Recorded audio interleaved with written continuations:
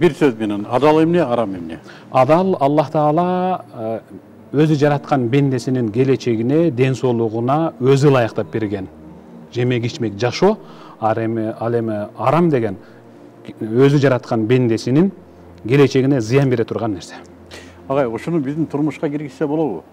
Болот, анткени ислам өлкөлөрү ушу жекеле Куранда же болбосо хадисте жазылбастан адалга кантип өстүрүү болуш керек. Адалга кандай шарттарда ушу дал келет деген ыкмалардын баарын тең жазып чыгышкан да. Дүйнө жүзү боюнча ислам мамлекеттеринде халал индустриясы деген түшүнүк бар да. Ошо жерге баары жазылган. Кандай кылып ошо адал мал кайсы учурда адал болуп эсептелинет.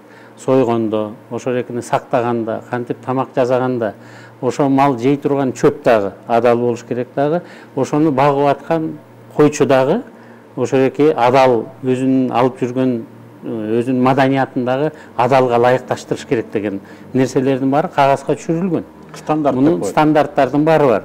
Муну эми техрегламентте деп коебуз. Ал регламенттер да иштелген да.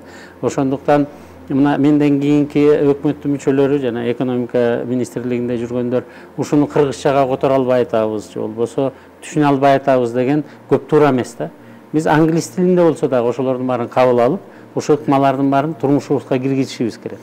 Мына Советтер Союзу урагандан кийин биз 25 жылдын ичинде толук эле бүт индустриябызга жокко чыгарып алдык. Кумтөрдөн башка деле мактана турган эчтекебиз жок. Азыр эми евро биримдикке кирип атканда, бажы биримдигине эң ыңгайлуу шарттардын бири болуп турат да.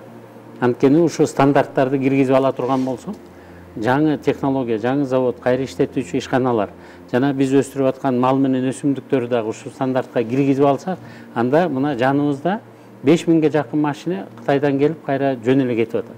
Ал жерде 40 миллионго жакын уйгурлар ислам дининде мусулман өлкө. Жаныбызда Казакстан, Өзбекстан, Афганистан, Пакистан.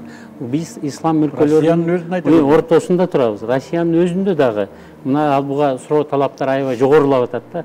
Демек, мына Мухаммед пайгамбарыбыз өзүнүн пенделерине 4 нерсени суранып турду Алла Тааладан, сактасын деп.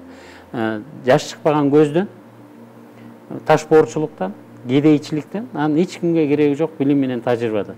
Мына биз аалымдар менен, агайлар менен, молдолор дагы биз колубуздан келгенин айтып атабыз, билимибизде, тажрыйбабызда. Бирок кедейчиликтен чыгып кете турган жолдун бири бул халал индустриясын саясат катары өкмөт колдонуп, ошонун стандарттарын турмушка киргизип коюу. Экономикалык көрсөткүч катары. Экономикалык да көрсөткүч, ыкмал катары дагы, кыймылдаткыч катары дагы, приоритет катары дагы ушул экини киргизип коюш керек да. Эгерде ушу адал мамилелерди, адал стандарттарын, адал тамактарды жашоону үйрөнүп ала турган болсок, биз коомдо ушактан кетет элек, көрө албастыктан кетет элек. Демек, бүт бар жагынан бул топ келип атат да. Буга саясий гана эрк керек да. Саясий эрк керек дагы, профессионалдык деңгээли жогору болгон адамдар ушуну түшүнүп, элге үйрөтүп, багыт бериш керек.